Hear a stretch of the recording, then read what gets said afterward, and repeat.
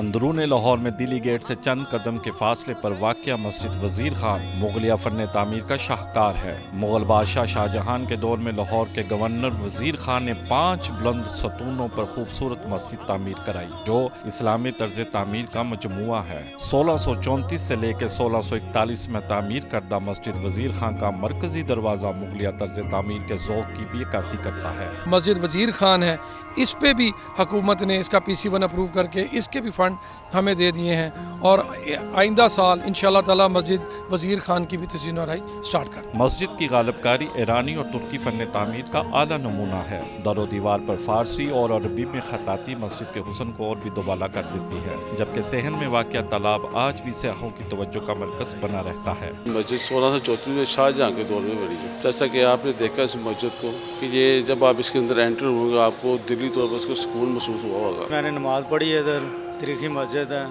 और मुझे दिल को ना सुकून मिला है। मस्जिद में बुजुर्ग सैयद मोहम्मद इसहाक का मिज़ार भी वाक़या है, जिनकी अकीदत में वजीर खान ने ये मस्जिद तामीर करवाई।